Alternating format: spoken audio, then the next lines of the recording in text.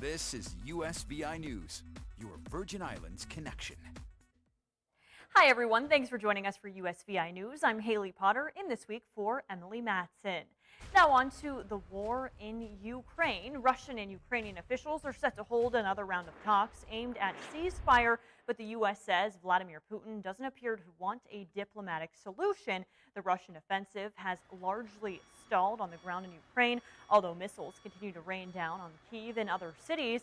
Despite the bombardment, Ukrainian President Vladimir Zelensky said his government would continue to hold ceasefire talks with Russia. Zelensky is scheduled to deliver a virtual address to Congress tomorrow. He's expected to urge lawmakers to send more military and humanitarian aid. The White House warned China not to interfere after Moscow reportedly asked Beijing for weapons and cash. And as support for people in Ukraine continues, so does heartbreak right now. I caught up with two Ukrainian women. They both have family and friends still in this war-torn country. Their relatives sent photos of what life is truly like in Kyiv right now. Heartbreaking.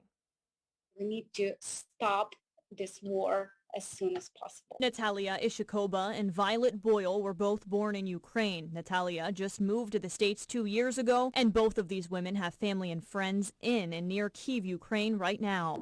Every day they hear their houses are shaking. They hear the bombs. They bombs hear the shooting. They hear from the attacks. sky. They're hearing firsthand from their relatives and friends what it's like to be in this war-torn country right now, and worrying about them from thousands of miles away. They're sending us. We see videos, pictures, and it's heartbreaking because you never thought it would come to this. They're all in basements without food. They're not able to go anywhere. They're not able to do anything. They are trying to escape, and in some areas it is so much worse where they can't escape. Some people will even go to the Russian soldiers and beg and be like, we need food. We need to get to this town to at least, we have people there giving us food. And what do? They're like, no, we can't get food. You can't get food. Violet's grandmother is in a part of Ukraine where she isn't able to escape, so she's hiding in her basement, praying for her own safety. Phone calls aren't even a guarantee. As they tell me, the Russians have interfered with cell service and Wi-Fi. At phone calls here and there, and they last maybe a minute if we're lucky. The Russians have the cell services. They are recording what you are saying. There's a limit to what you can say.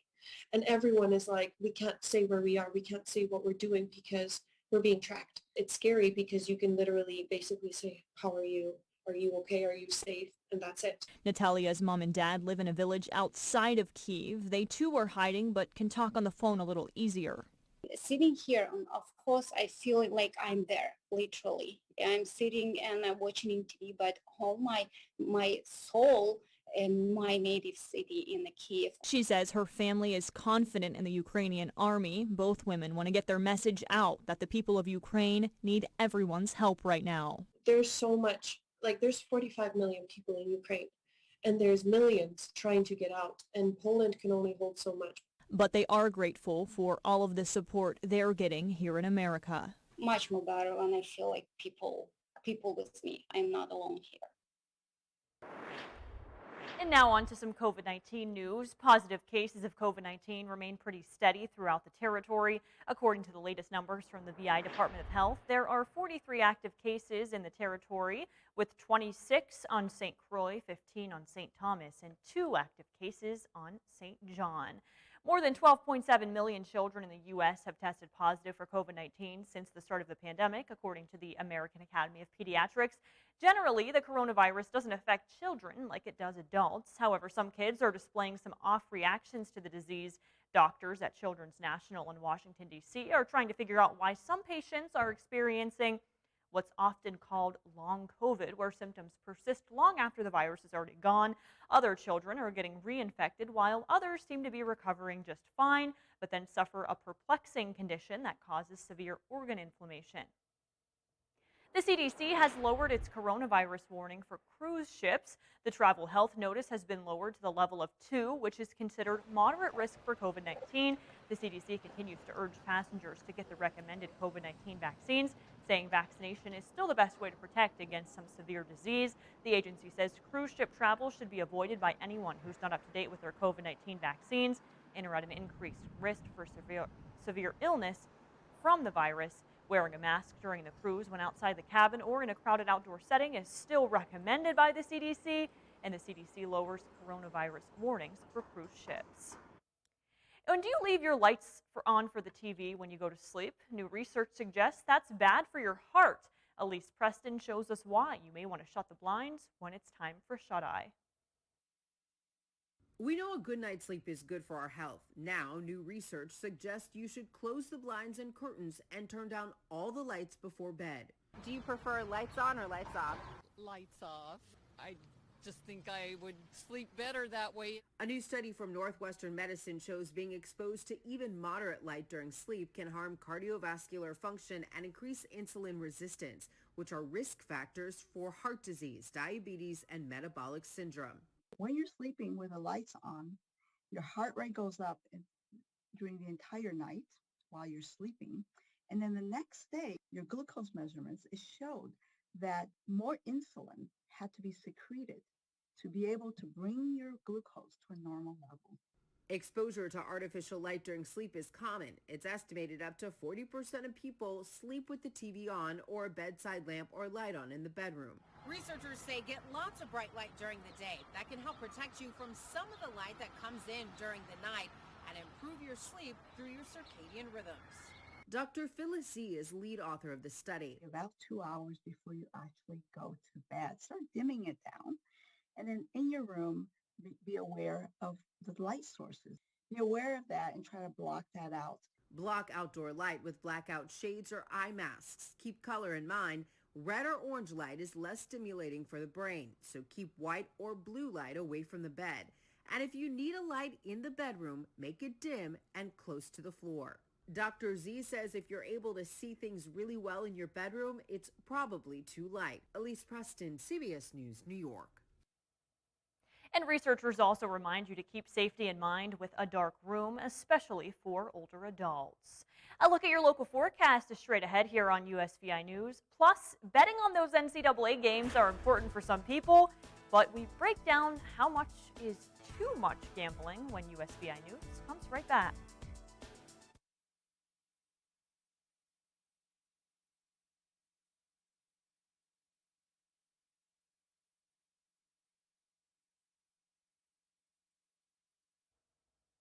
The field of 64 for the NCAA men's and women's basketball tournament is officially set, but as important as the games are for some, betting on those games are even more important.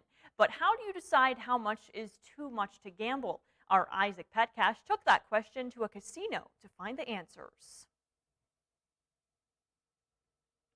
Matthew Ennis and the Presque Isle Downs and Casinos finance team didn't truly have an understanding of how titanic of an impact March Madness has on the gambling industry.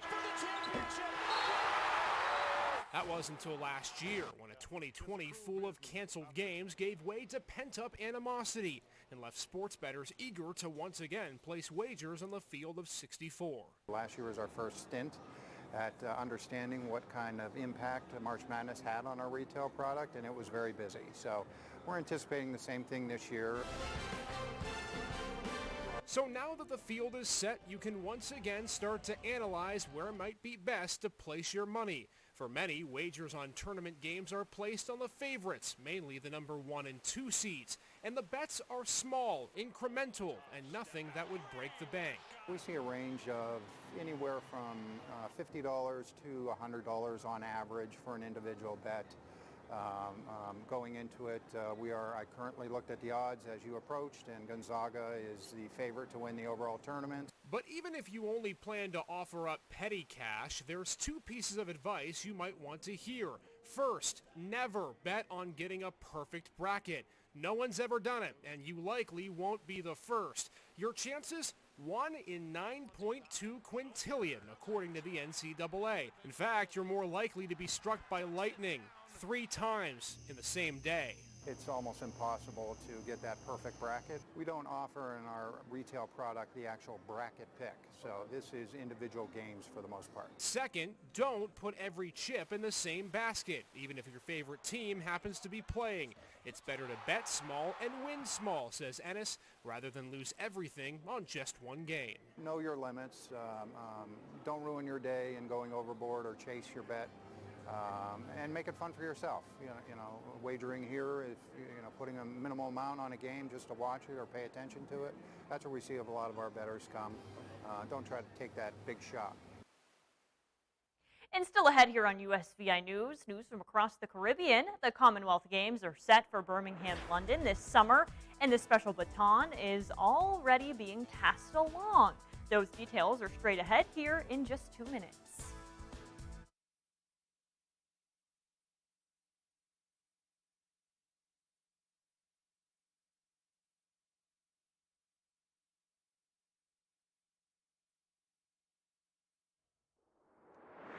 Welcome back to USVI News. Now for some news from across the Caribbean. The Commonwealth Games are set for Birmingham, London this summer. There's a movement of the Queen's Baton ahead of this big summer event.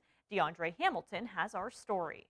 The Commonwealth Games are set for Birmingham, London this coming July. Ahead of the Games, there is the movement of the gorgeous Queen's Baton around the Commonwealth countries of the world. Here in Turks and Caicos Islands, we have many activities, and this is the first part of our activity unveiling of the banner.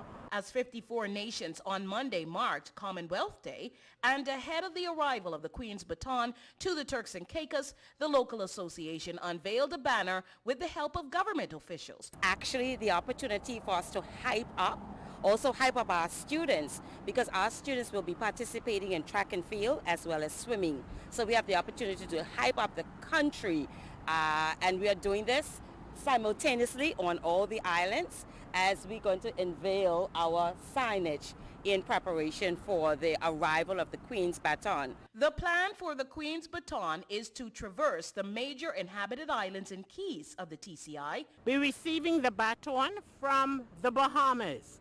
So an individual from the Bahamas will be bringing the baton to us here in Turks and Caicos, and one of our very own, Jay Kelly, will be taking the baton from Turks and Caicos onto the Cayman Islands. The Games will be a wonderful time to showcase the Turks and Caicos Islands as a destination as well. It has drawn the sponsorship of the Ministry of Tourism. Josephine Connolly, the minister, is excited about joining the baton relay as well. And the publicity from this, and we will benefit from this as we continue to celebrate the #1 beach in the whole wide world. So this is more publicity for Turks and Caicos Islands. The baton arrives in the Turks and Caicos from the Bahamas on April 6th. It will spend 2 days in the islands. DeAndre Hamilton reporting.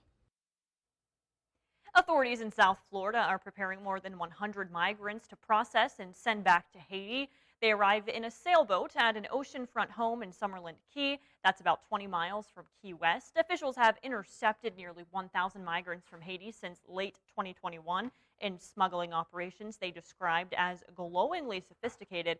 Traffickers using GPS navigation are able to take more dangerous routes in waters that are not frequently monitored by authorities. The sailboat they used this time had an outboard motor but was not big enough to safely carry so many people.